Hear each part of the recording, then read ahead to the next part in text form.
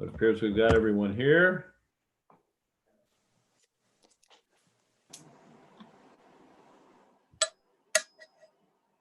A few more, about half a minute.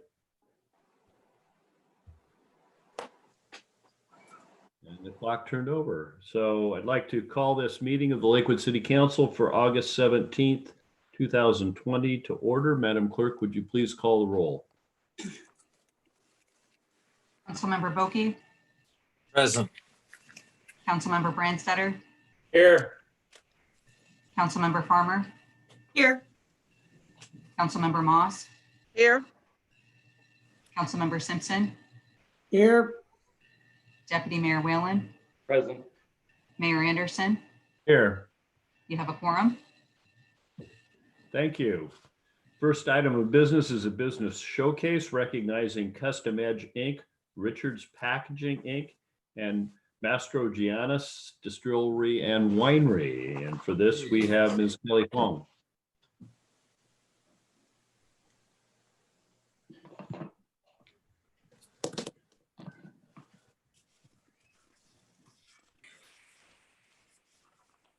Good evening, Mayor, Deputy Mayor, and council members.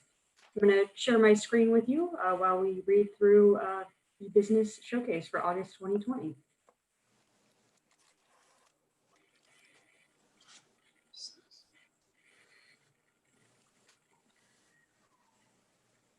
Can you all see my screen? Yes. Great.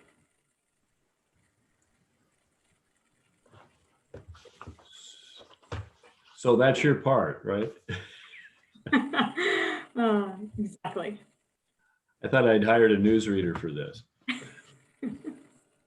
So for the August business showcase, rather than feature one business in Lakewood, the City Council decided to feature several businesses that have manufactured or produced products that were used to help increase safety for individuals and business during the COVID-19 pandemic.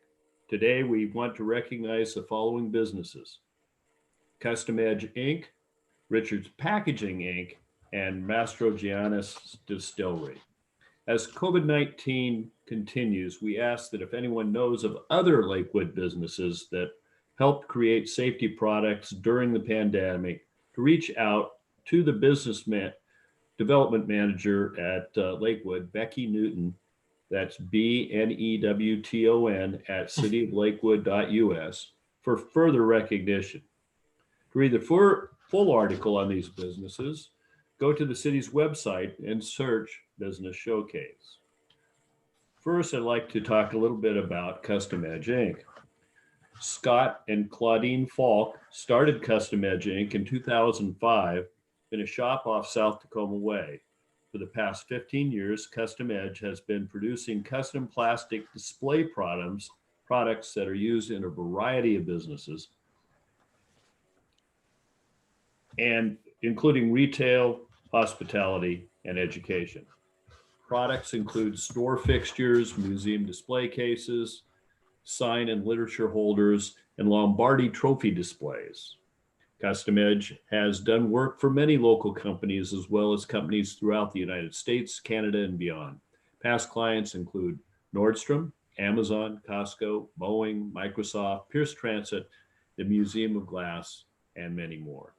In 2012, Custom Edge moved from Tacoma to Lakewood. The new shop, located in a part of the former Northrop Grumman facility, doubled their fabrication footprint to over 11,000 square feet, providing Custom Edge Inc. with space they needed for their growing business. When fully staffed, Custom Edge Inc. has 11 employees. When COVID-19 started, the Custom Edge Inc. the team identified a new product demand: plastic safety barriers. Custom Edge started creating custom plastic barriers and shields for businesses using the same plastic materials they use for other custom fabrications. Current barrier products include freestanding barriers and table dividers. Custom Edge also created an aerosol intubation box for Swedish Hospital. Intubation boxes are used by healthcare workers to prevent the dispersal of infected particles during laryngoscopy intubation of COVID-19 patients. So we really are proud to have a custom edge in our community. And now I'd like to tell you a little bit about Richards Packaging. Richards Packaging was formed in Canada in 1912 as a manufacturer and distributor of glass containers for the retail drug trade and pharmaceutical industries. Today, the company has locations throughout the United States and Canada and produces custom glass and plastic containers that are shipped worldwide. Since 1997, Richards Packaging has had a plastic manufacturing facility in Lakewood, located in the Lakewood Industrial Business Park. When COVID-19 pandemic started, Richards Packaging was called on to help produce containers to keep up with the world's unprecedented demand for sanitizing solutions. Richards dusted off a mold last used in 2005 to make 1-gallon containers that Great Pacific Packaging in Fife filled with commercial grade disinfectant. Packaging Inc. Richards Packaging Inc. has also modified an existing pill bottle that an Oregon customer purchased to fill with hand sanitizer. Now, in the third recognition tonight, I'd like to talk about Mastrogiannis Distillery and Winery. Mastrogiannis Distillery and Winery is no stranger to the Lakewood Business Showcase, having been featured as the Business Showcase in March of 2019. 6 months ago, at the onset of the COVID-19 pandemic, hand sanitizer was identified as a way to help reduce the spread of the virus, particularly when hand washing was not possible. In March and April, hand sanitizer and toilet paper became the hottest commodities, leading to shortages across the nation, including in the Puget Sound region. Mastrogiannis Distillery and Winery knew they could help meet the local need for hand sanitizer. After receiving the green light from the FDA, Mastrogiannis Distillery and Winery started producing hand sanitizer. Rather than sell the product, the distillery decided to donate it to organizations at the forefront of the COVID-19 response: first responders, hospitals, and government agencies. Mastrogiannis Distillery and Winery donated hand sanitizer to Swedish Hospital, the Auburn Police Department, private ambulance companies, West Pierce Fire and Rescue, and the City of Lakewood. In total, they donated over 50 gallons of hand sanitizer during the shortage. While currently, Mastrogiannis Distillery and Winery is no longer producing hand sanitizer, now that industry is caught up to meet with the demand, the hand sanitizer it did produce in March and April helped fill the significant void in the greater Puget Sound community. It is because of these companies' responses to the COVID-19 pandemic that the Lakewood City Council recognizes Custom Edge Inc., Richards Packaging Inc., and Mastrogiannis Distillery and Winery as its August 2020 business showcases. So we really appreciate you folks. Hopefully somebody's out there listening to us, and we'll get you some physical representation of our recognition in a short order. But thanks again for all you do, and thanks for being part of the business community in the city of Lakewood. We now move to the next item of business, the Port of Tacoma Strategic Plan update. And for this, we have an old friend, retired judge and present Port Commissioner, John McCarthy.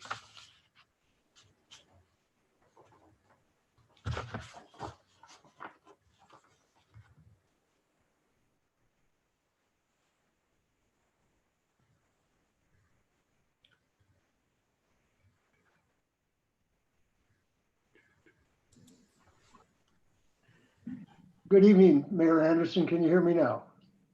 Yes.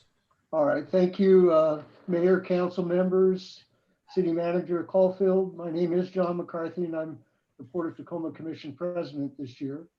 On behalf of my fellow commissioners, I want to thank you for the opportunity to share with you and the citizens of Lakewood information about the Port of Tacoma strategic planning process and the many ways that input and feedback can be directed to the port.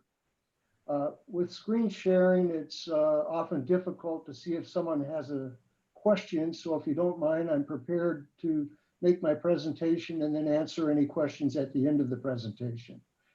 Sounds like a good plan. Okay, thank you. To start, some background on the port might help set context and explain the importance of our strategic planning process. Washington is the most trade-dependent state in the nation, with 40% of its jobs related to international trade.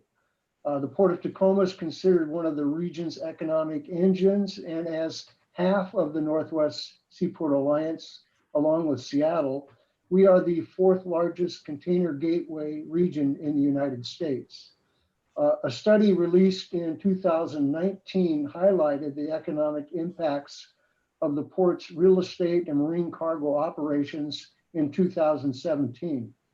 At that time, the study showed that the port supported more than 42,000 jobs. It generated nearly $3 billion in economic activity. It produced more than $100 million annually in state and local taxes to support education, police, fire services, and road improvements, as well as some other things. In addition, the port partners with many Pierce County jurisdictions on infrastructure projects that support economic development and tourism activities. The port most recently participated and partnered with Lakewood on the signalization at the intersection of Durango and Stelicum Boulevard, as well as road construction in the Springbrook area and at 146th Street Southwest. Lakewood recognizes that a healthy community relies on a combination of residential, commercial, and industrial lands. A diverse portfolio of business opportunities in your community means that your citizens do not have to sit in traffic as they drive to another community to work. A diverse economy was one of the main reasons that the port initially purchased land for an industrial and manufacturing area in the Frederickson area in 1968. What was once bare land without utilities is now a successful manufacturing and industrial center for companies like Boeing and IKEA, and more importantly, an area offering thousands of family wage jobs. The military is also an important economic contributor, not only to the health of Lakewood, but also the Port of Tacoma and our nation. The port is a Department of Defense designated strategic port under the National Port Readiness Network. We are positioned to support force deployment during contingencies and other national defense emergencies. Throughout the course of the year, the port will handle multiple missions in support of JBLM as the military moves hardware to and from locations around the globe. There's a heavy outbound armored vehicle dispatch scheduled to take place at the end of September. And also the 883rd Transportation Battalion is planning another large outloading before the end of the year. Our previous strategic plan was prepared prior to the formation of the Northwest Seaport Alliance, which occurred 5 years ago. When the commission hired its new executive director, Eric Johnson, about a year ago, one of the first directions was for him to begin working on a strategic plan that focused on the non-marine cargo businesses in which the port can statutorily engage. And that is where we need your good ideas, your input, and your feedback, and the feedback from the citizens that you represent. As if you can't already tell, I'm really excited about this work and excited about hearing from you and your citizens, and as well as all of our constituents. And this is where you can come in. Because you know your constituents, we need to hear your ideas and feedback to identify the next big economic development opportunities that are important to Lakewood's citizens. So if you could show our first slide, it's a timeline of our schedule for the strategic plan. The firm of Mall, Foster, and Alongi is the consulting firm that's helping us on this project, and they've prepared this timeline for a high-level overview of our strategic plan process. Public engagement is essential to the success of this planning process, and we'll be reaching out to ask for feedback at key milestones along the way. Although the process is expected to go into the first quarter of 2021, it is important to provide feedback early so that it can be incorporated into the Commission's discussions on goals and initiatives. So how can you provide input? If you would please turn to the next slide. First is to visit our online open house at www.portoftacoma.com/open house. I think one of our most effective outreach tools, especially in our current COVID environment, is our online strategic plan open house website. This will remain open for a few months, and I encourage you to perhaps talk to your constituents and yourself, if you would, to spend some time on this site to find more out about the strategic plan process and our draft goal ideas, which at this point include economic development, infrastructure, real estate, the environment, and more. The next slide, please. Take our online survey. And while you're there, please provide your ideas and input by taking the survey. Again, the link for this website is www.openhouse.portoftacoma.com. Finally, the next slide, give us a call. Call this number. We'll get feedback from you. Many of you I know, and all of the members of our commissioner would like to hear personally from you as to what you hear from your constituents, or give us a call, and we don't want to miss any ideas. So even the old-fashioned phone calls to connect with people is a key ingredient of our strategic planning process. The next slide, please. Finally, send us an email at strategicplan@portoftacoma.com. So here's what I would ask you to consider doing to assist in this process. Please talk to your constituents, share your thoughts on current partnerships that the port may have with municipalities, the county, and other organizations. Talk about potential processes and opportunities in freight infrastructure projects, but we also want to hear new ideas. Is there another Frederickson out there somewhere in Pierce County that can generate jobs? Or how can we better support Lakewood's economic development initiatives? Please take the time to make sure that your voice is heard during this process to develop this new strategic plan for Pierce County's port. Thank you for the time today, and I'm happy to answer any questions that you might have for me. Thank you very much. Thank you. Any questions for Commissioner McCarthy?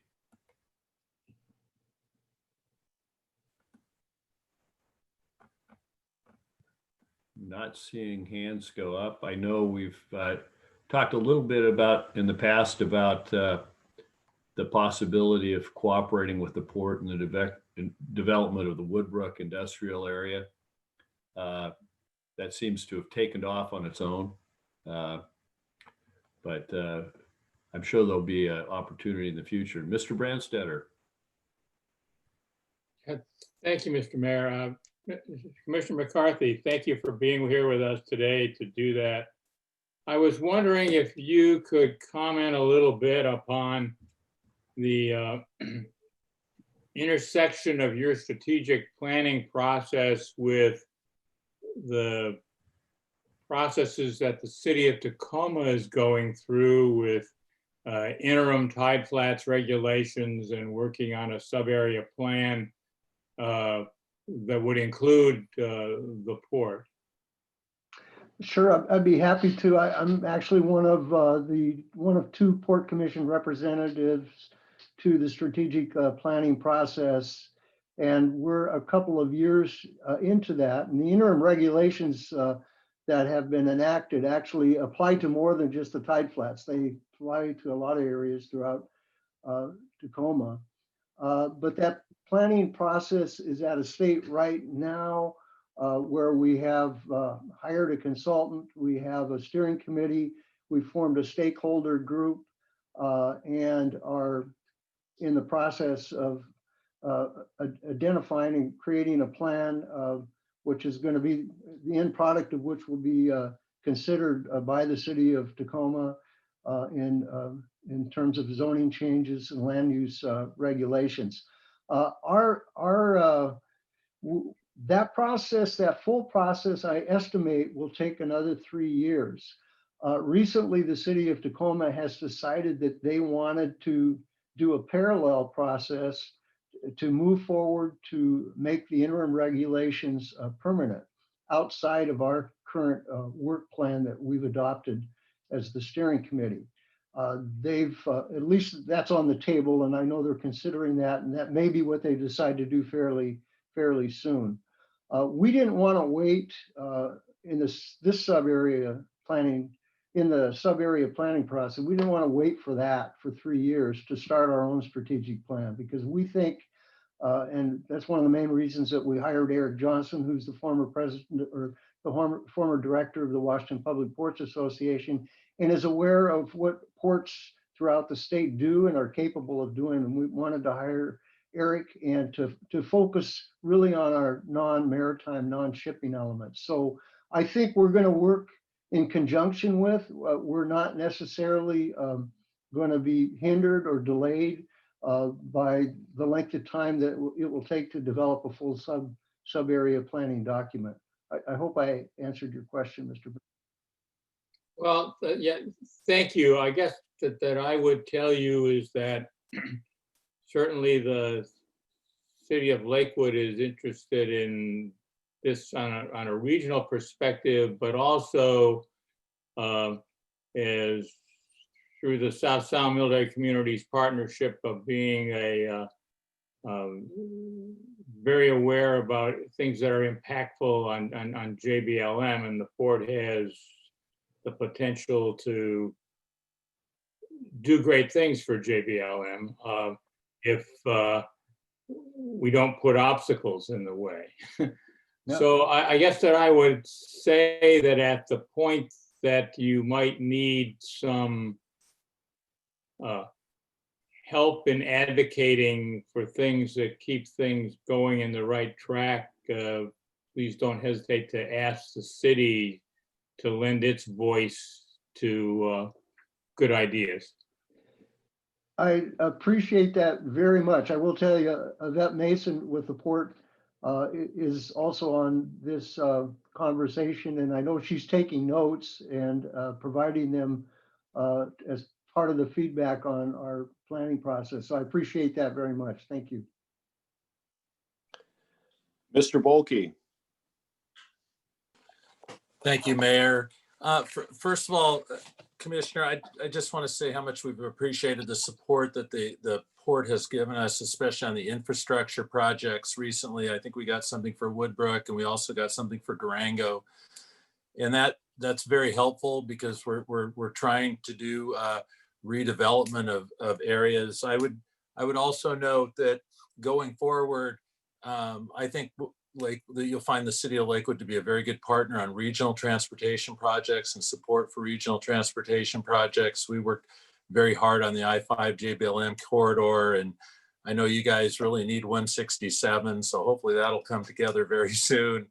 And anything else going forward, if there needs to be other improvements on I-5, I think you'll find that the city of Lakewood will be supportive of that.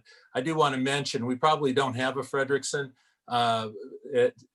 We do have room out in Woodbrook, but we do have areas that are not compatible with the base and are in areas that will eventually need to be redeveloped at some level. It's a little bit more difficult and time-consuming situation, but we expect that we've already seen some major investments in the air corridor. And so we expect that will continue. So maybe there are some things there that there can be some assembly of property over time, and we could get some nice developments put in. Thank you. Great. Mr. Whalen. Thank you. Good evening, Commissioner McCarthy. How are you? Good to see you. Yeah, good to see you too. Thanks for coming. I just wanted to ask you a little off topic. How has the port been impacted by this COVID pandemic with regard to shipping volume or access issues for businesses at the port? Well, we've kind of had a series of setbacks. It started, I guess, with the tariff situation, particularly with China, which set us back a bit. And then when COVID hit, we're down for the year somewhere between a little over 20%. Wow. In terms of auto imports, we're down about 30%. Wow. We've had about 58 blank sailings, which means canceled sailings. And when a sailing is canceled by a shipping line or terminal operator, that impacts the whole supply chain. So we've been hit pretty hard on the West Coast. And part of that is because our primary customer is China. And so we've been hit pretty hard, but we're operating completely. And then to add to some of the difficulties we've had, we're in the midst of developing Terminal 5. The Northwest Seaport Alliance in Seattle is developing Terminal 5 as the next large international terminal for this region. And unfortunately, we had the news a couple months ago about the West Seattle Bridge having to be closed down. So currently, the lower bridge has been used strictly for freight, longshore workers, transit, and emergency workers. But the solution for the West Seattle Bridge has the potential of impacting some of our Northwest Seaport Alliance terminals in that particular area. But we anticipate we're going to get strong. I'm sure you will. Yeah. It just proves the point that no one's immune from these various supply chain disruptions due to COVID or trade policy. Yeah. Thank you. All right, Mr. Simpson. Thank you, Mr. Mayor. And thank you, Mr. McCarthy, for your comments. In fact, you mentioned something about an organization that I had some dealings with about 20 years ago, and that was the 833rd Transportation Battalion. So I want to say thank you to you and the work that the port did from that point forward in supporting the military heavy lift, sea lift, that I used to plan out there at the port. And I appreciated your comment about that battalion that I served with. Thank you, sir. I want to thank you for your service, and you're the first person from the battalion that I've met, so appreciate it. Well, we were that good, sir. We never got in your way. I mean, just the way we operated. Anyway, thank you, Judge. Thank you. I think it's because you moved down there in the middle of the night, John. Actually, we did. Let's see. I had to switch to my phone because of some interrupted internet. So I'm switching back and forth here, having a little harder time recognizing hand raises. So I don't see any more there. Does anybody else have a question? Well, thank you, Commissioner McCarthy, for coming on, and we look forward to future cooperation. I think that as you have previously seen, the Lakewood City Council is well aligned with the port's goals and objectives, and is ready and willing to be an able partner. So thanks again. Thank you for giving me this opportunity, and I look forward to seeing you all in the same room at some time. So do we. Thanks again. All right, we'll now move to public comment. Public comments are accepted by mail, email, or by live virtual comment. Send comments in advance by mail or email to Brianna Schumacher, City Clerk at 6000 Main Street Southwest, Lakewood, Washington, 98499, or B Schumacher, that's BSCHUMACHER at cityoflakewood.us. Comments received up to 1 hour before the meeting have been provided to the City Council electronically. Madam Clerk, have any comments been received prior to the meeting? Mayor Anderson, we have not received any comments prior to this evening's meeting. Thank you. Well, that doesn't preclude you from commenting. You can still make virtual comments if you would like to provide public comment during the meeting. You will need to join this Zoom meeting as an attendee by calling the telephone dial 1-253-215-8782. That's 1-253-215-8782, and enter participant ID as shown on the screen, 868-7263-2373. That's 868-7263-2373, or visiting Zoom with us and entering that as the participant ID. Upon entering the meeting, please enter your name or other chosen identifier and use the hand raise feature of Zoom to be called upon during the public comment portion of the agenda. When you are unmuted, please provide your name and city of residence, such as John Simpson, Lakewood, Washington. Each speaker will be allowed 3 minutes to speak during the public comment session and can speak on any topic pertinent to the city, whether or not it is on the agenda. Outside of public comment, all attendees on Zoom will continue to have the ability to virtually raise your hand for the duration of the meeting. However, you will not be acknowledged and your microphone will remain muted except for the 3-minute period when you're called on. Now I'll pause here for a second while the city clerk sees if anyone is coming on wishing to make a public comment. Mayor Anderson, we do have a person identified as Sayahan Yuso who would like to provide comments this evening. All right. Would you please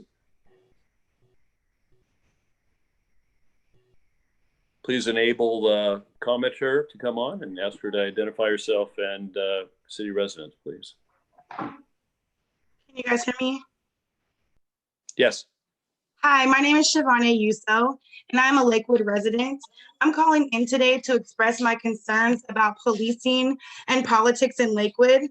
How can our community feel safe when most of you were on the council and you were mayor at the time when, when Officer Mike Zarro, Mike Wiley, and Sergeant Brian Market were all found guilty of negligence and held personally liable for the unnecessary death of Leonard Thomas. And all 3 of those officers are still employed by the city of Lakewood. Please Google Leonard Thomas and read how the police killed him while he was complying and holding his 4-year-old son. Despite the jury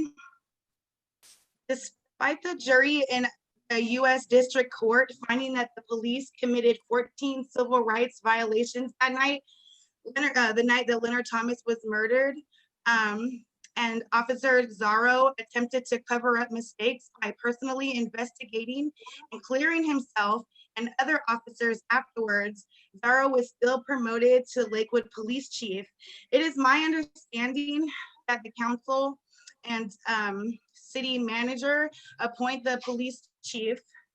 Again, most of you were council when Mike Zarro was promoted in 2015. As you all should know, Saeed Hakeem was a 26-year-old Black man who was shot and killed by Officer Mike Wiley during a traffic stop May 1st of this year.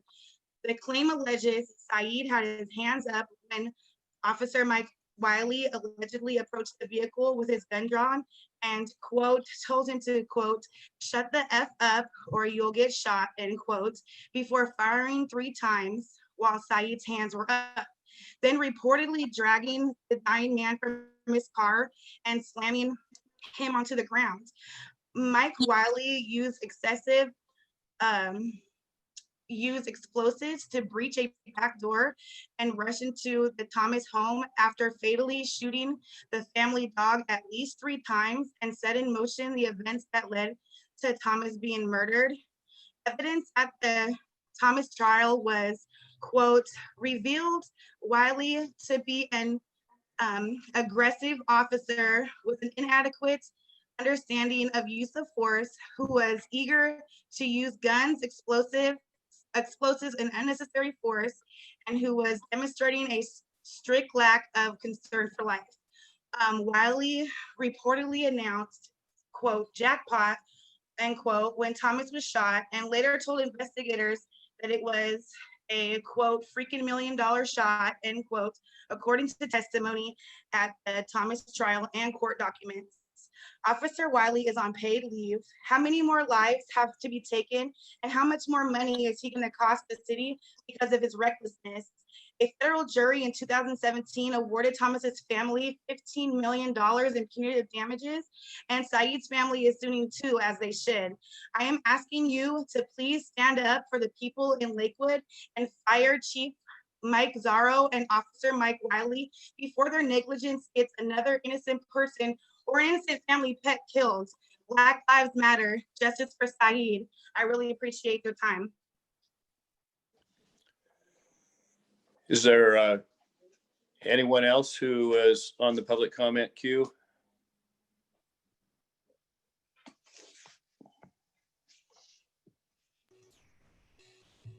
Mayor Anderson, it does not appear that anyone else has raised their hand to provide public comments this evening. Thank you. Then I'll declare the public comment closed. And we would note for the record that with respect to the officer involved shooting this year, that Lakewood has by law no part in the investigation being conducted by a third party, and we have not been provided with any results of that investigation. We now move to the consent agenda. Madam Clerk.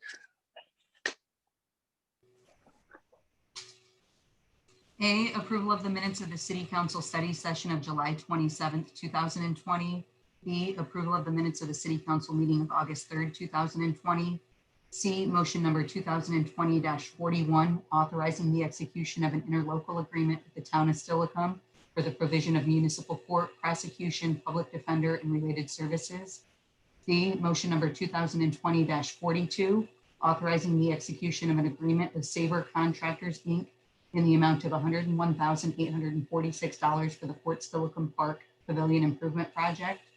E, motion number 2020-43, authorizing the execution of an agreement with Bruce Dees and Associates in the amount of $137,001 for the Springbrook Park and Clover Creek Improvement Project. F, motion number 2020-44, authorizing the execution of an amendment to the agreement with Parametrics, Inc. in the amount of $65,000 for design services related to the JBLM North Access Improvement Project. And G, items filed in the office of the City Clerk. 1, Parks and Recreation Advisory Board meeting minutes of June 23rd, 2020. Thank you. Is there any item which any member of the council wishes to have removed from the consent agenda? Mr. Mayor? Yes. Yeah, I'd like to remove item 2020-42, motion number 2020-42, please. Okay, noted. Is there any other item which any member of the council wishes to have removed? Well, hearing none, I'd entertain a motion to adopt the consent agenda minus item D, which is motion number 2020-42. So move, Mr. Mayor. Second. It's been moved by Mr. Simpson, seconded by, was that Farmer. Ms. Farmer? That we adopt the consent agenda minus item D. Any further discussion? Will all in favor please signify by saying aye. Aye. Opposed, nay. The motion carries. We now go to motion number 2020-42. Would you please read that again, Madam Clerk? Motion number 2020-42, authorizing the execution of an agreement with Sabre Contractors, Inc. in the amount of $101,846 for the Fort Steilacoom Park Pavilion Improvement Project. Thank you. Mr. Bulkey. Thank you, Mr. Mayor. The reason I asked that this be pulled is so that we could have a little bit of a discussion or a really, this has been a long time in coming. And I think it's important that we draw attention to this, that this was in our plan all along for the pavilion. This is another step in really making it a very functional, asset to the community. This is, it's going to add bathrooms there in the facility so that the performers could use that. It's a warming kitchen. This is something we've waited for a while. It wasn't in the original plans, I think for budgetary reasons. And I'm really glad that we're going forward with this, even in challenging times, that we're willing to go forward with our plan and continue to work the plan for the park in general and in the pavilion in particular. And then when we do get a chance to finally use the pavilion again, hopefully next year, that it'll be even a bigger asset to the community. So kudos to staff that worked on this, because if you read the narrative, the initial bids were very high, and they pulled back on it and came back, and now we have very good bids, and I think a job well done by staff, and I think kudos to the city of Lakewood for continuing to work the plan. Would you like to make the motion? Yeah, I would love to make the motion, unless anybody else would like to speak, to approve motion number 2020-42. So moved. It's been moved by Mr. Bulkey, seconded by Ms. Moss, that we adopt motion number 2020-42. Is there any further discussion? Mr. Whalen. I just want to echo Mr. Bulkey's comments and the comments many of us have had about this project. We worked really hard to create some gathering spaces in Lakewood, and this took a lot of effort and fortitude and stick-with-itness to get this over the finish line, but to be disturbed by this crazy little thing called COVID, unfortunately, this summer with our concerts in the park. So I know the community is looking forward to having those back, and with the installation of the bathrooms and kitchen, I think it's going to be even more functional from a year-round standpoint and will enhance the park's legacy plan. So I'm pleased to see this kind of go forward, provided that they fix that concrete out there, Mr. City Manager, where they cut through the sidewalk area to install the water connection. So I know that's on the top of your list, other than snacks at the next council meeting. So I do support this motion. Thank you very much for bringing it forward. Is there anyone else who wishes to speak to the motion?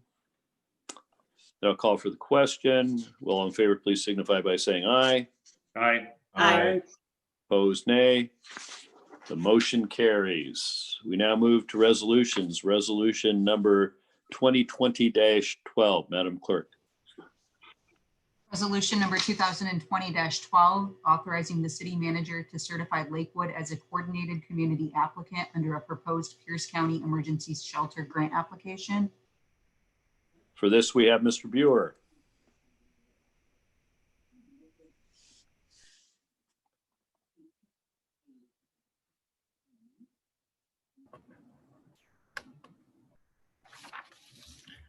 Good evening, members of the council and the mayor. This evening's consideration is a proposed resolution that would certify Lakewood as quote unquote a coordinated community applicant under Pierce County's temporary shelter program grant application. The application lets Lakewood join with 3 other cities in Pierce County to increase temporary shelter funding for Pierce County region-wide. If Lakewood, Puyallup, Tacoma, and UP sign on as coordinated community applicants, the county receives $4.7 million versus $3.8 million in grant funds. I would describe this as Lakewood acting something like a pass-through agency. Pierce County remains the applicant and fiduciary agent. As long as the city remains a coordinated community applicant, there is no fiscal impact upon the city. The recommendation this evening is to approve the resolution, which in essence provides more money to Pierce County to increase temporary shelter bed capacity in Tacoma and somewhere in East Pierce County, the site of which is to be yet determined. I'd like to provide some quick background information on this. Department of Commerce has proposed this new grant in what is described as temporary shelters. Funds are coming from the state's general fund to increase, again, local temporary shelter capacity in Snohomish, King, and Pierce County. Department of Commerce is requiring a quick turnaround time for approvals, but it's not been a very smooth process. Their application has been modified 3 times. Pierce County's application deadline has been extended twice, and the county, we found out today, does not wish to extend a 3rd time. Current application deadline is Friday, August 21st, but the county is trying to get its application submitted by this Thursday, August 20th. The application is again for 2 temporary shelters, one for movable tiny homes in Tacoma and another at an unspecified unspecified location in East Pierce County, sponsored by Puyallup.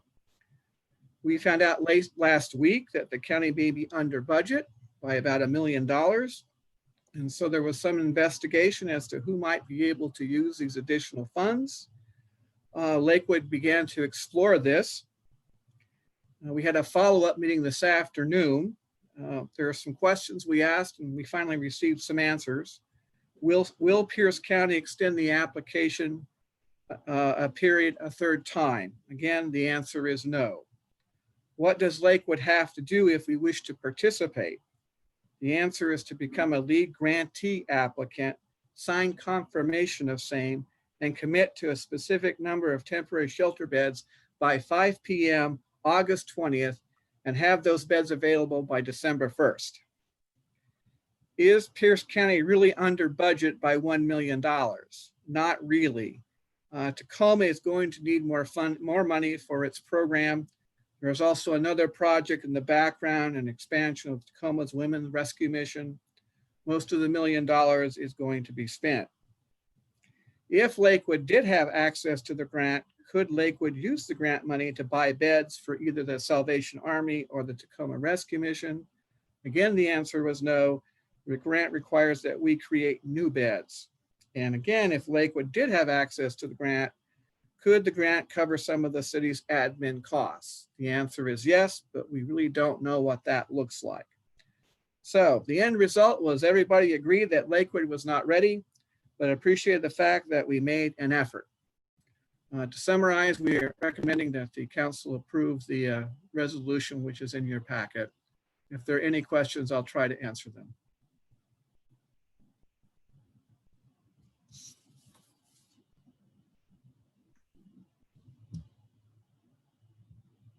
I had a question.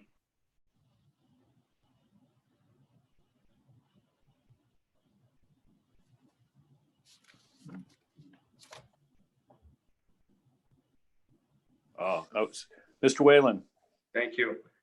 Mr. Buer, thank you for the report. And I'm an advocate for more regional work in this regard. So I'm in support of the motion program. My question to you though is, given the work over the years we've done with community development in the issue with regard to homelessness and the need for transitional housing, and the fact that, the newspaper called us out for being a net exporter of folks within our community. Is there a better use of funds that might do something for Lakewood folks as opposed to doing the right thing? I think regionally, for sure, being a participant and raising the pot of money available for all. But we keep getting hammered, so to speak, on our inability to seemingly take care of our own. I know that the manager and I have had several discussions about expanding operations at LASA. There has been a very preliminary proposal that has been discussed. We have been looking at the use of some home funds. The manager is also looking at a way in which to propose for a state legislative ask to assist LASA. There's also been some discussion of assisting them with 2060 and 2163 funds because the city of Lakewood does have a role in its distribution. So that's a quick answer to your question, Mr. Whalen. I could get into more detail, But I think if you wish to have a discussion on this topic, this could take up a whole meeting. I get it. Yeah, and we probably should down the road, but you know, regionalism is going to be a good thing, but I think at some point we're going to have to figure out what we do in town to help some Lakewood folks with transitional housing, and whether these are monies that are or could have been used, hard to say, but at some point we'll have to really pay attention to it.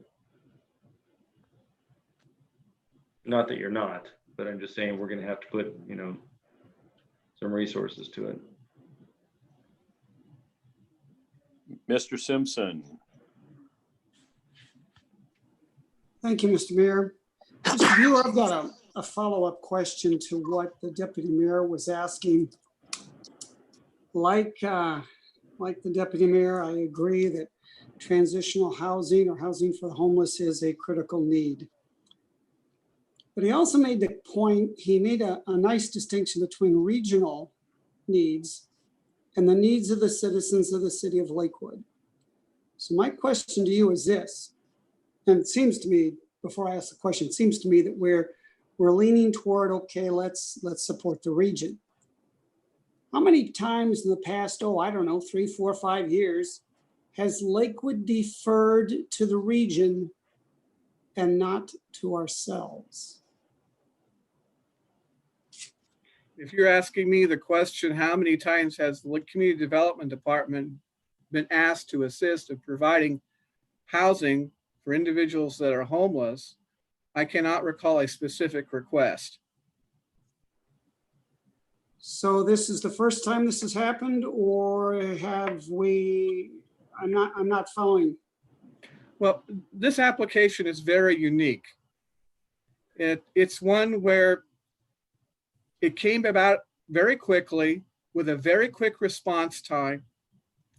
And it basically was saying, if you guys wish to work together as a group, the region can get more money for homeless funds. And so this was a new approach used by the state of Washington this year. Aspects of this application are not the same as they would be for normal applications. I think this is in part because of the whole COVID pandemic, where the state is anticipating an increase in homelessness through 2021, 2022, and 2023. So we were asked to participate. We did so. We investigated whether or not we could participate with actual funding. The answer at this time was no. All right, I see what you're saying. I will support this, but getting back to the discussion about regionalism versus the needs of the city, as you mentioned, Mr. Bueller, that could be an entire meeting, perhaps sooner the better. Thank you. Mr. Brandstetter. Thanks, Mayor. Mr. Bueller, as you mentioned, that this is a unique program that is created to do this. Is it unique to the point of where it's a one-time, or is it going to be something that occurs in state biennial budgets going forward in your estimation?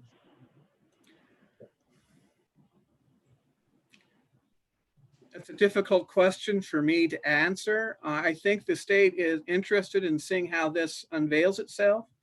If it works out so that there are more shelter provided as a result of this process, then I suspect you will see more requests.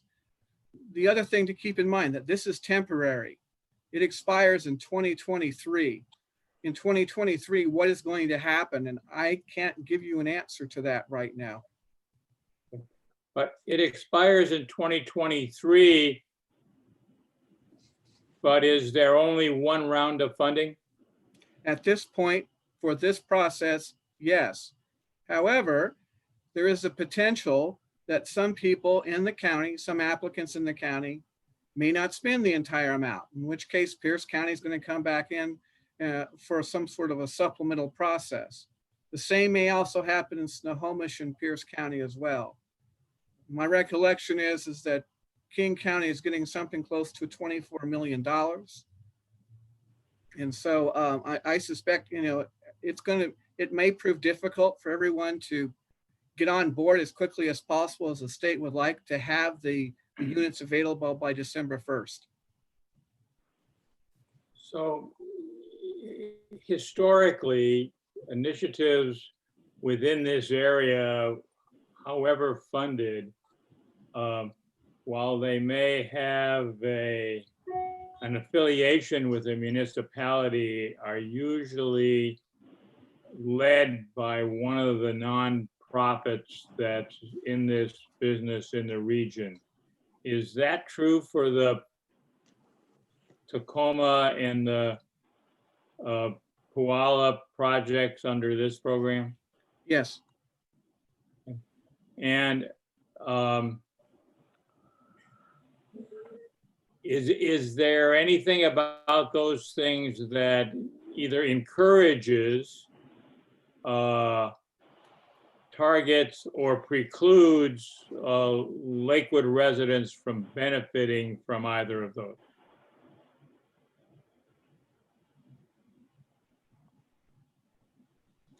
I don't know the answer to that question, Mr. Brandstetter. The units were specific to specific cities.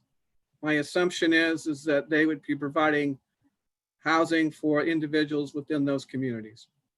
Yeah, I would appreciate if you would inquire, because to the extent that it is a regionally funded endeavor, I would expect Tacoma and Puyallup to not be so parochial as to limit the focus to their own residents while they spend everybody else's money as well. I'll take a look into it, Mr. Brandstetter, and report back to the manager.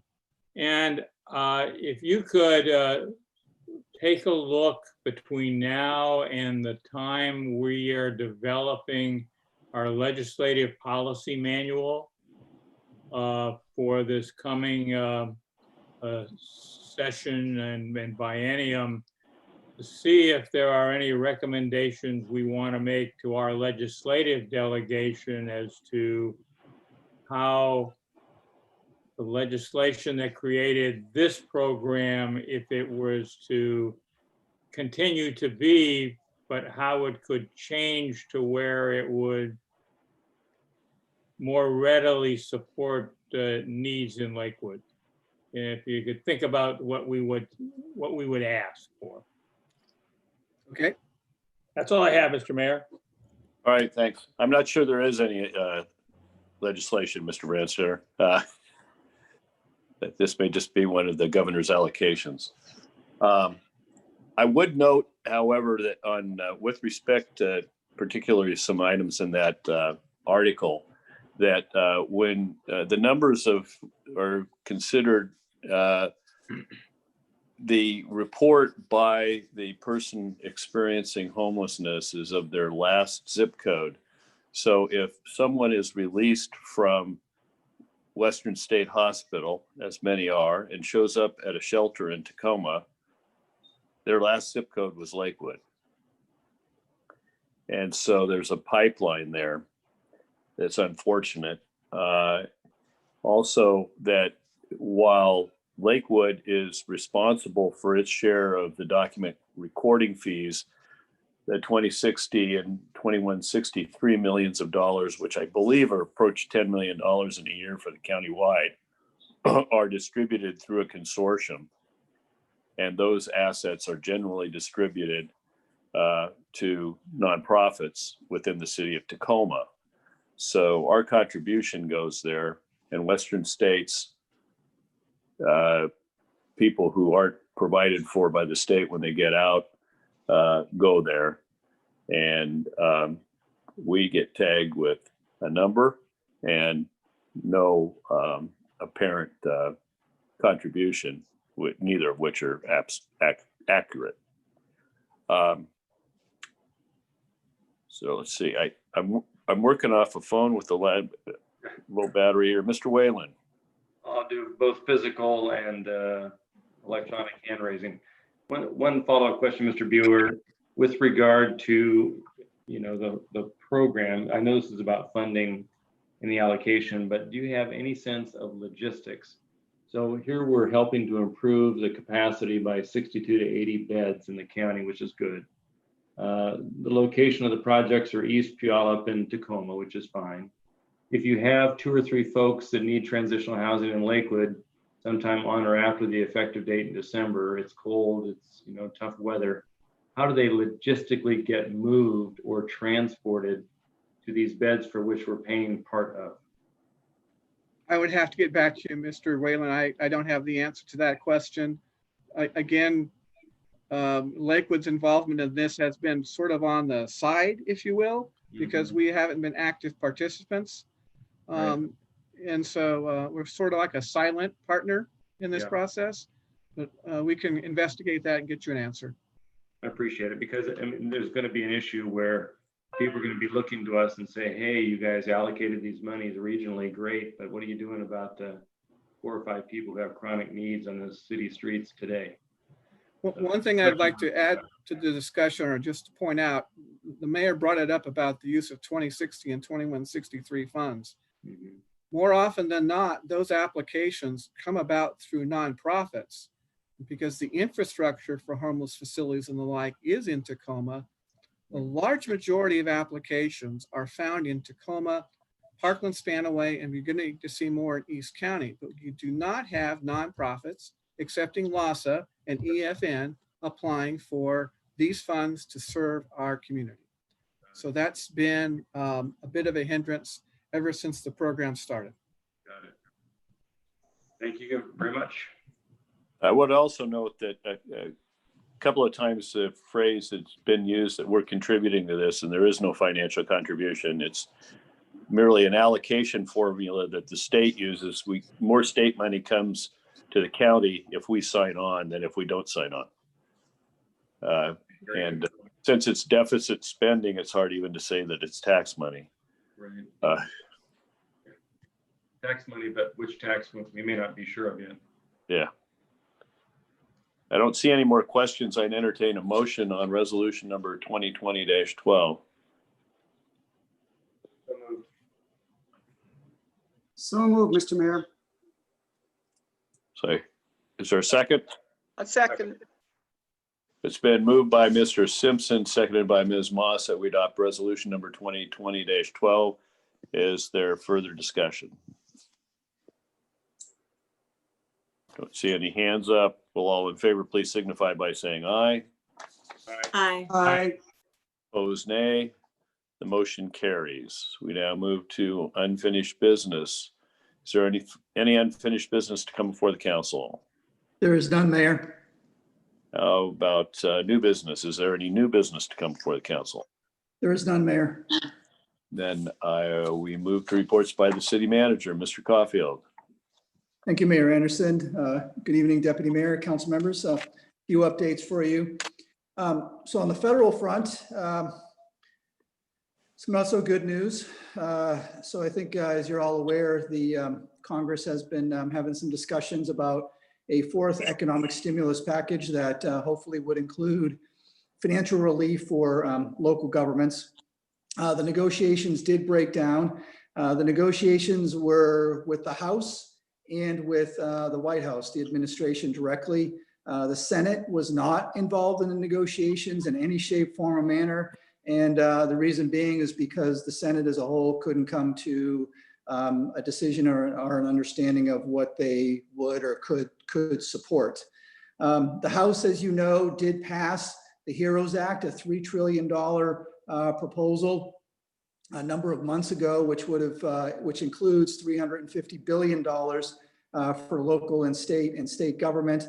The White House proposed a $1 trillion stimulus package. However, that stimulus package did not include assistance, financial assistance for local and state government.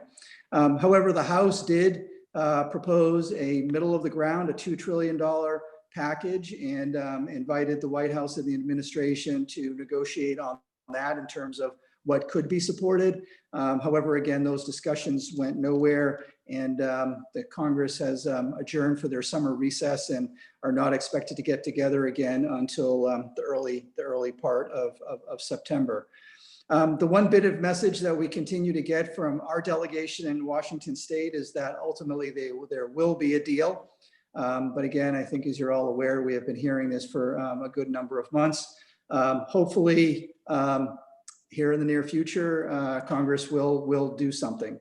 In the meantime, we are going to move forward with preparing a 21-22 proposed budget. And that's the best that we can do with the information that we have. On to DCEP, the Defense Community Infrastructure Program. I think as reported last week, unfortunately, our project was not selected. We did go back and review the projects that were selected, and basically it was 13 projects. For the most part, they were community centers, recreation centers, swimming pools, things along those lines. Obviously, we're very, very disappointed that the city of Lakewood was not chosen. I can also tell you that our key sponsor, Congressman Heck, was not happy. Likewise, Representative Kilmer and Representative Smith, who is the chair of the House Armed Services Committee, are also not pleased that not only was Lakewood not chosen, but any project that was submitted in Washington State was not selected, particularly given our footprint as it relates to the military. We are going to continue to move forward with a legislative fix. Matter of fact, both Mr. Kilmer and Mr. Heck have been using language prepared by the city of Lakewood, which focuses on two areas.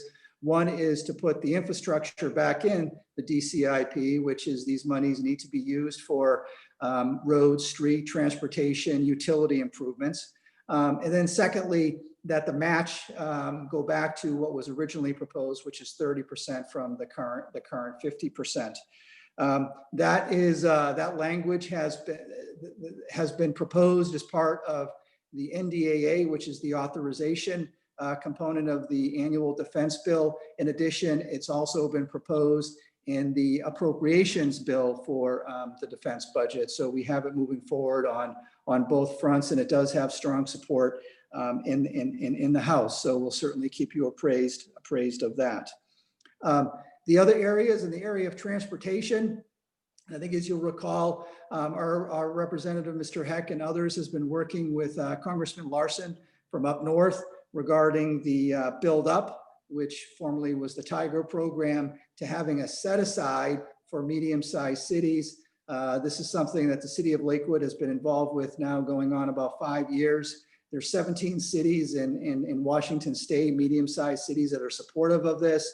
However, the amendment that was offered by Mr. Larson that would have accommodated this was ruled out of order on the House side at both the authorization and the appropriations level.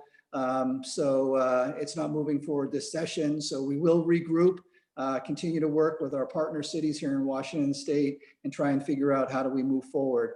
Just a reminder that actually 5 years ago, the House actually passed this, and then it got held up in the Senate. So now we're back to kind of square one and trying to get it to the House. But again, that's the update in terms of what's happening, or rather not what's happening in the other Washington DC. On the economic development front, last week you may have seen an article that Amazon released regarding their Seattle footprint, asking their employees where they wanted to work and where they wanted to live. Overwhelmingly, apparently, the Amazon employees denoted anywhere except for Seattle. They pointed out areas such as the East Side, over in the Bellevue, Redmond area, but also down south in Auburn and Tacoma and Pierce County. As soon as I saw that article, I called first thing in the morning, I called our good friend Bruce Kendall over at the Tacoma Pierce County Economic Development Board. And the reason being is because we don't have a direct line to Amazon. However, the EDB does, given our work regarding the H2 headquarters work that we were all involved in with the EDB and the leadership role. The EDB was appreciative of the information that we provided. You know, I pointed out not just Pierce County, but specifically Lakewood would certainly be well suited to entertain having Amazon come to our community. There's a couple of reasons for that. Number one is because there are some definite locations right now, one being Lakewood Landing out on Pacific Highway South, and then the other right here in our town center would be a prime location for them as well. And then secondly, you know, the cost of doing business here in Lakewood from a regulatory standpoint is one of the lowest, if not the lowest around, including not having a B&O tax. So we'll continue to have conversations with the EDB, and hopefully we'll be in conversation with Amazon here as a region in the near future. Likewise, the EDB has been having conversations, has been reaching out to REI as well, who have recognized that they no longer need a major headquarters over on the east side, and they're looking to spread out their footprint so that their employees can have different locations of where to not just work, but also live. And again, the Tacoma, Pierce County, Lakewood area is an area that those employees have an interest in. I'm also pleased to announce that our friendship city, the city of Gimhae, the Republic of South Korea, so gracious. They sent, last week, we received 10,000 face masks, and they're N94s, and this is what they look like. They're actually very good to use. You got a little bit of space between your mouth and the mask. And in addition, earlier today, we received 1,000 sets of personal protective equipment. As it relates to the masks, we're going to look at how we can make those available to our community, and maybe set something up here in City Hall and allow people to drive through and grab a mask or two, or however many they need from their family. We're also working on a news release to get this out in the media. Again, this is a big deal for, again, our friendship city, Gimhae, to do this for us, and just a very wonderful gesture on their part. So look for a news release and some pictures on this in the next day or so. Also along the lines of COVID-19, our team here at the city, as you're aware, has been having conversations with Pierce County DEM, Department of Emergency Management, as well as our local health district. And we have been able to secure 3 upcoming opportunities for people in Lakewood to go and get tested for the COVID, a free test. The first one will actually be tomorrow, Tuesday, August 18th, over in the Springbrook neighborhood at Springbrook Park from 10 to 3, followed by Friday, August 28th, over on Lakewood Drive at the Lakewood Community Center, where our senior activity center is. And then lastly, over at Fort Steilacoom Park on Thursday, September 3rd, again from 10 to 3. This is part of the mobile testing site that the Pierce County DEM has, and they expect to be able to test, 300 to 500 people during that 5-hour time. So if you haven't gotten tested, now's the time to go do it. Again, we are getting the news out to our neighborhood. If you do decide to show up, I do suggest that you get there early, maybe at 9:30 or so, to get in the queue. Usually takes about an hour and a half to kind of work through, the line, if you will. Every year, our police department is eligible to receive a Justice Assistance Grant, which is funds that are allocated by Congress that then flow down through the state, and then come to local jurisdictions such as Lakewood. As a part of that process, we're required to brief the city council in an open public meeting, and then there's an opportunity for public feedback for a month. We do have a deadline of having all that completed by October 1st. So as part of your next study session, which is a week from today on August 24th, we will be presenting council with the components of that grant. Really, we're looking to use the funds, which total about $40,000, in 2 areas. The first is to replace a good number of our bicycles. for our bike patrol. Many of them are 10 to 15 years old. And then secondly, to replace a repeater for cellular and internet services over at our police station. There's a project in our stormwater capital improvement program that's actually been there for a good number of years. It's to do some retrofitting as it relates to water quality over in the Oak Brook neighborhood. Our Public Works Engineering Director, Paul Busich, asked his staff to do a bit of a more deep dive into that. And long story short, that evaluation showed that this neighborhood does not have a water quality or flow issue. So there's no need to do those improvements. So we'll be returning the balance of those dollars to the stormwater CIP, which will become available for reappropriation as part of your upcoming biennial budget. And that will be less the monies that we used to go through the evaluation, which was about $32,000 or so. You might recall 2 years ago, the Humane Society had some changes in regards to the amount of money that they're charging for animal shelter services, and it was pretty significant. We have looked at a couple of other options for animal shelter, but really at this point in time, there aren't any. And so we have gone back to the table and talked to the Humane Society about continuing with them, because again, there's really nobody else in the county that we could do this for. And so we're looking to enter into a 4-year agreement that would result in a 4% increase in 21, 7.5% in 22, 8.5% in 23, and kind of a COLA plus 1% in 2024 to lock us down over a 4-year biennium. The purpose of the increases is that the Humane Society, going back a number of years, over a decade and a half, they did not keep up with charging their users, such as cities, the appropriate cost. And so that contract is expected to come forward to you for review and consideration here in the next month or two. On the transportation side, I wanted to let you know that our Public Works Engineering Department submitted for the maximum number of Transportation Improvement Board, or TIB, grant projects. The first one was 100th Avenue between Lakeview and South Tacoma Way. That's a $3.5 million project.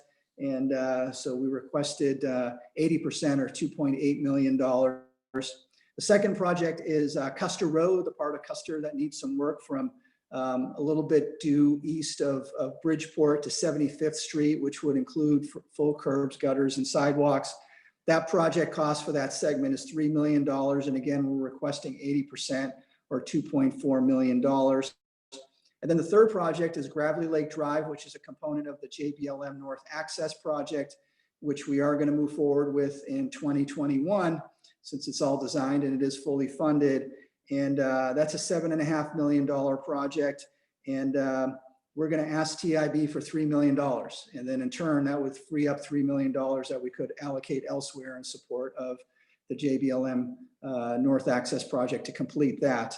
Out of the 3 projects, we actually believe that the Gravelly Lake project probably has the best chance out of all 3 for a number of reasons. One is it connects in with the Interstate 5 and Pacific Highway South. It also connects in with Veterans Drive. And then lastly, it's the last final segment of Gravelly Lake Drive between, again, Interstate 5 all the way to Steilacoom Boulevard.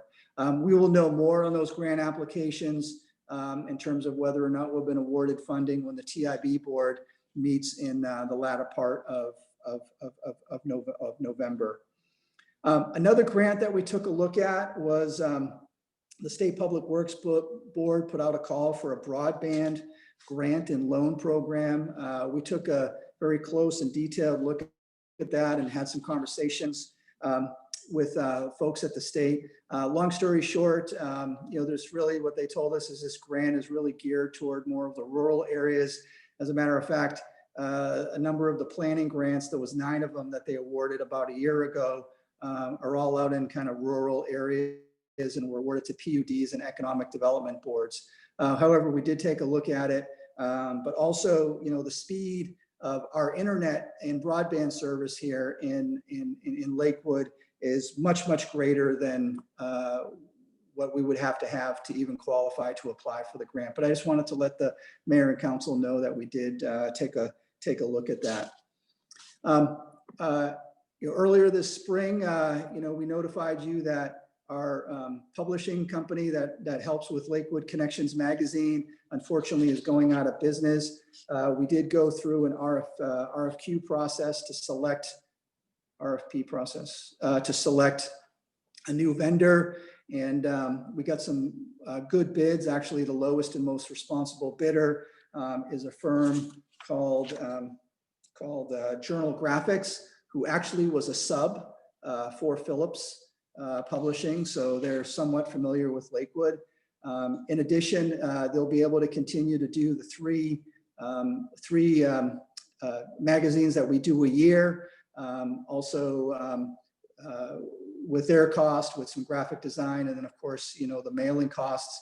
The costs are actually just a tiny little bit lower than what they were with Phillips Publishing, and actually would include 16 pages, which is similar to what the other magazine, what our regular magazine was, when you take out all of the advertising and things along those lines. So the number and size of the magazine will be the same as our citizens get today.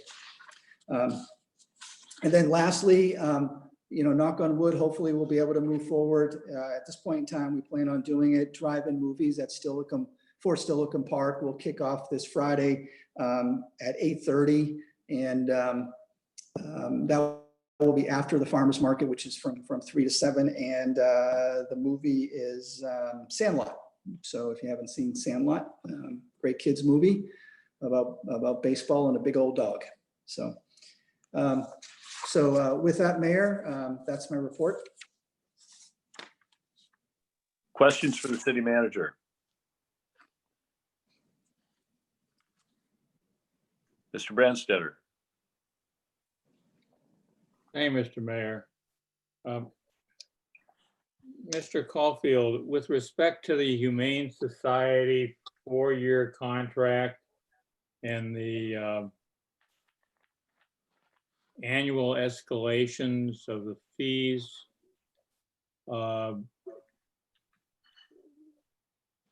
to what extent could we have a corresponding inflator and gradual raising of animal licensing fees that would help mitigate the additional cost of that contract? And I know our animal licensing is also a contract with a provider, but do the windows align to where we could set some more appropriate animal licensing fees given the increased costs for animal control services we're going to have with the Humane Society? So Councilmember Branstetter, certainly that's a policy issue for you and your colleagues. If that's something you'd like me to address, I can certainly do that. I'd need some direction from the council. At this point in time, it's not something that we plan on looking at in terms of raising fees or taxes. But again, if it's something that the council has an interest in, we can certainly take a look at it. Well, I would be interested in knowing, in your written remarks, you talked about percentages increase. If we could put that into what that really is in terms of actual dollars being increased in each year, that would help us think about that policy question. And Councilmember Branstetter, that information will be provided to you when this item gets brought forward as part of a discussion, as part of a future study session. Well, yeah, and I was glad to hear that we're going to be continuing to work to get the Defense Community Infrastructure Program more in line to the type of infrastructure that I think Congressman Hecht initially envisioned, and that we were there.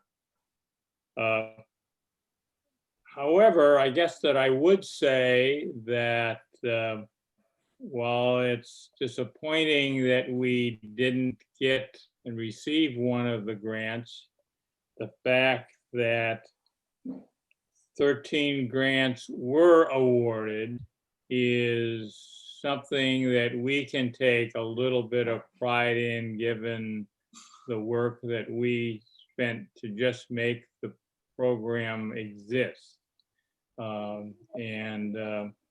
So, you know, there is a bit of accomplishment, even if we're going to have to wait until the second round before we capture some dollars to be able to go through and do that.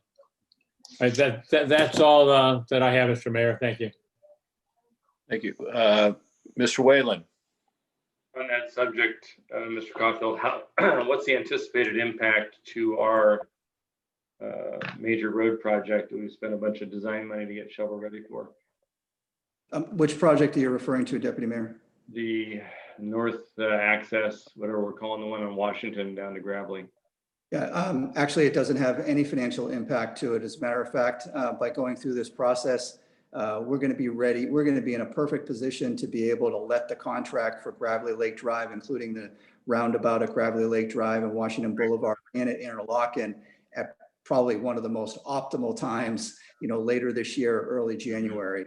So please know that the work that the Public Works Engineering Department has done is not for naught. In addition, the work that we have done on the part that we won't be able to build positions us quite well to be able to go after other funding sources. For example, SSMCP is recommending a portion of that project be funded with the state's equivalent of DCIP, which is called the Defense Community Something Act, DCCA, and we have a request in there of 1.92 million. And basically those monies are being requested to do that Lazy S coming out Northgate and then to Edgewater and then, I'm sorry, Edgewood and then to Washington Boulevard. So this is not for naught. Having this project designed and ready to go, you know, again, yeah, no, I'm not suggesting it's all enough. It's on. Yeah. There's no downside. It's all an upside. No, I think you guys have done yeoman's work. I'm not suggesting that. I'm just Yeah. expressing a bit of frustration that despite all the work you put in, we put in, our delegation put in, it's just kind of surprising, to be honest. Well, I would like to make a comment about what OSD did, but my mom told me a long time ago, if you don't have something nice to say, don't say it at all. So I just won't say anything. And we'll work through our federal delegation on this. Very good. Right, Mr. Simpson. Thank you, Mr. Mayor. Mr. City Manager, I enjoyed hearing the news about the gift from Kim Hay with regard to the masks. And I'm wondering if there is something that they might require from us. I mean, COVID-19 doesn't know boundaries, and I'm wondering if there's anything we can do to help them in return. Councilmember Simpson, I think right now what they're looking for is some gratitude and recognition, and we are going to do that. And we're going to go as best as we can and maybe even go over the top on that. Because again, what they have done for us is really a level of graciousness second to none. I mean, it's a bit overwhelming. And you know, the value of what they sent us is measured in the tens of thousands of dollars, by the way, including not just the value of the masks and the equipment, but also the coordination through customs, both on their end and on our end, as well as the shipment of those pallets on freight aircraft nonstop from the Republic of Korea here to the United States, and the delivery. And so really, I think that's the best way we can do it, is just, you know, a significant thank you and recognition for what they have done for us. One other question, when you were referring to the Deputy Mayor asked some questions about road funds, and you said that Public Works work has not gone for naught. I thought you said not for naught, and I'm wondering if in Boston they know what it's not for naught. Just curious, Mr. City Manager. Thank you, Mayor. Well, since that was actually, Mayor, since that was a question, I'm going to let Councilmember Simpson's imagination go wild on that. So that's my response. It's actually a nautical term that you Army guys wouldn't understand. Oh, I understood it, Mr. Mayor. I'm not sure the guy from Boston did. I'm talking about not with an N, with a K and an N and everything else. Any other comments, questions for city manager? I'm trying to, I don't see any on there. Then we'll go to council comments. Ms. Moss. Thank you, Mr. Mayor. I have no comments tonight. Thank you. Let's see. Take an arbitrary order here. Ms. Farmer. Thank you, Mr. Mayor. Although I'm not sure I can follow not with a K as a voter, not with a K is something I understand. I wanted to give a shout out to Parks and Human Services Director and Chief Cook and Bottle Washer, Mary Dodsworth, for giving me a tour of the city parks this afternoon. I confess I'd never been to Blueberry Farm, nor did I know that Edgewater Park was actually a park. So I learned a lot today.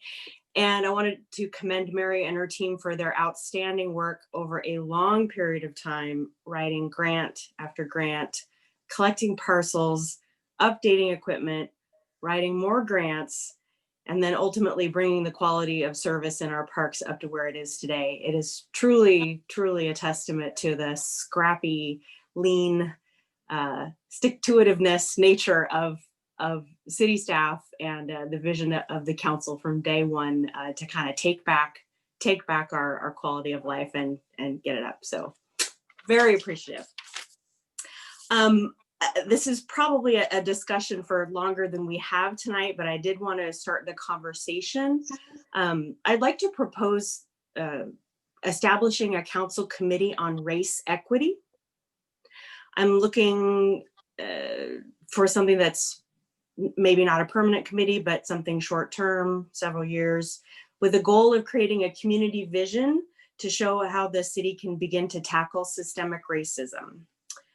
This would be a place where we could discuss how to hold community conversations, conduct research, inventory items or areas where the city might be able to have an impact, either on its own or as a regional partner. I know that we've had, over the several last months, we've had conversations between ourselves and the school district. We've had conversations between us and community leaders. The Lakewood African American Police Advisory Committee has reestablished itself, which is wonderful.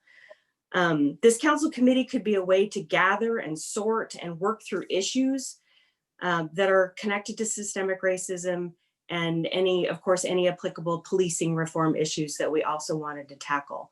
I'm new, I'm not sure how this would look or how it would go, but I, for one, would love the opportunity to have a mechanism for identifying and moving solutions forward. And I look forward to your feedback or determining that we could discuss it at a future date. I think your first comment is accurate, that it's a much bigger topic than to handle in council comments. But, there is presently a committee of different elements of county government, internal committee, coming up with some recommendations. And so and that will be fairly shortly. That was kind of at the direction of the county council. And it might be interesting to see what that group comes up with as a template so that we don't reinvent the wheel as to even the subjects that are discussed. So, and that's going to be fairly soon. Mr. Bolke may know what the date is on that, but I think their recommendations will be coming out shortly. Not that we need to follow them, but to define the discussion. I agree. Mr. Branstetter. Thank you, Mr. Mayor. That I've been working on trying to coalesce the 2021 budget for South Sound 911. But 2021 is a year of when the debt service for that agency is maximized because of the new debt for the building that's under construction, while there are still a couple of years left to retire the debt that goes back to the radios that were purchased when South Sound 911 came on. And that's going to result in some nice to do things that South Sound 911 has done in terms of subsidies to various agencies that are going to have to forgo them. However, it doesn't look like the basic costs for the services that Lakewood gets from South Sound 911 are going to significantly increase or change. And hopefully we'll see the efficiencies beginning in 2021 into 2022 that come with having a new communications center to be able to go and do that. But we're expecting to get a budget for that agency approved at the end of this month, which will provide the numbers that the city manager and our staff will be able to use to plug into our budget work in the latter part of the year. I think that I would also say that I am would be supportive of Councilmember Farmer's idea that we schedule some quality time during a study session to just talk about what is it that we want to do with respect to improving the equity climate within Lakewood, and how we would do that given the unique level of diversity that we have that varies even from our sister communities in Pierce County. So I would like to get a date on the calendar firmly sometime in a window of when we can be in a room as opposed to on a screen. But I think an ad hoc committee of the council to consider what can be done on a policy side, while there are other actions that can be done by staff and groups in the community that can be done on a practical side, would be a valuable discussion to have. And it's not at all inconsistent with a committee that we talked about and envisioned having formed back when we did our vision 5 years ago. That's one part of the vision that we never actually have moved as far forward as we have on other elements of it. That's all that I have, Mr. Mayor. Thank you, Mr. Boki.